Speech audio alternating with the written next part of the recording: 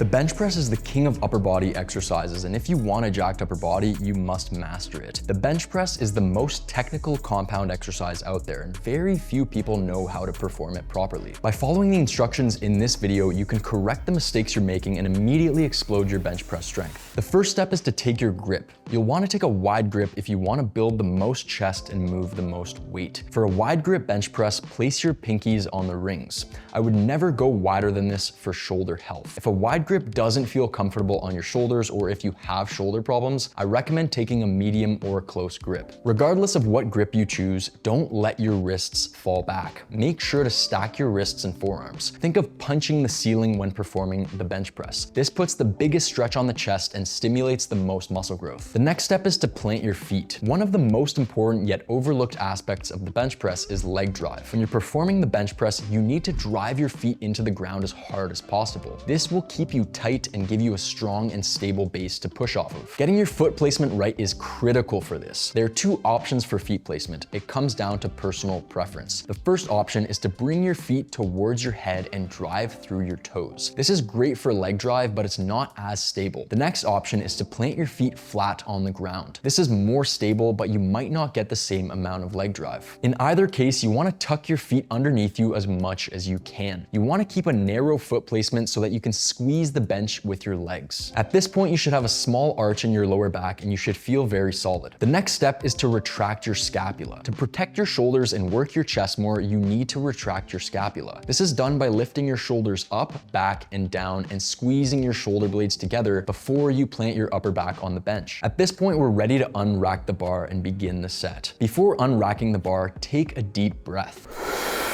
This helps you feel strong and stable once the bar is in your hands. One of the biggest mistakes guys make is that they wimp the bar off the rack. This puts you in a bad mental state when starting the set because the bar will feel very heavy and it bleeds you of energy. You want to unrack the bar with power and have a strong and easy lift off. This will improve your strength on the bench press and put you in a strong mental state when beginning the set. When performing the bench press, always squeeze the bar as hard as possible. This creates muscle irradiation, whereby you create more tension throughout the body, helping to recruit neighboring muscles to a greater extent. The next step is to make sure you're following the right bar path. This will be different depending on what grip you choose. The closer you grip the bar, the higher up you will touch the bar on your chest. With a close or medium grip, you'll bring the bar just below your nipples. With a wide grip, you'll bring it slightly lower. Regardless of the bar path, always touch your chest with the bar. Don't stop an inch or two above the chest. You're leaving a ton of gains on the table because the most tension is placed on the chest at the bottom where you stretch the pecs. Next, keep your elbows tucked on the way down. They don't need to be tucked into your sides. You only need a slight tuck. Once you touch the chest, keep your elbows tucked and drive the bar back a little bit. When the bar is halfway up, allow your elbows to flare out and keep pushing up and back. The next step is to make sure you're breathing properly. After you take a big breath before unracking the bar, hold that breath until you've locked out the first rep.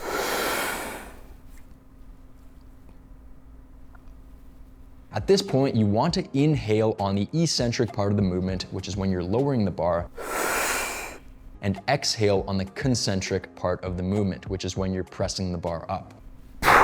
There are two ways to perform the bench press: pause benching and touch and go. This comes down to personal preference. If you're going to do touch and go, make sure you're touching the chest lightly and not bouncing the weight off your chest. If you're going to do pause benching, pause for 1 second on the chest and then press up. Regardless of the method you choose, always make sure to control the weight. You don't need to count 4 seconds up and 4 seconds down, but make sure you're in control of the weight. Don't ego lift and don't bounce the weight off your chest. Use a weight you can control and avoid lowering the bar too quickly. This can cause you to misgroove the concentric part of the exercise and injure yourself. Now that you're on your way to mastering your bench press technique, there are two more critical factors that will make or break your ability to increase your bench press. The first is patience. Besides the overhead press, no exercise takes more time to increase than the bench press. You have to be patient and embrace a slow process. The next is eating in a calorie surplus. If you're not eating enough and gaining weight, you will struggle to gain any strength on the bench press. If you're trying to get get ripped and you want to increase your bench press, you have conflicting goals and you're self-sabotaging. You can't serve two masters. Increasing your bench press relies heavily on you gaining weight. Mastering the bench press technique is half the battle. The next half is using a proper strength progression system. I have never succeeded in gaining strength in any exercise by training it more.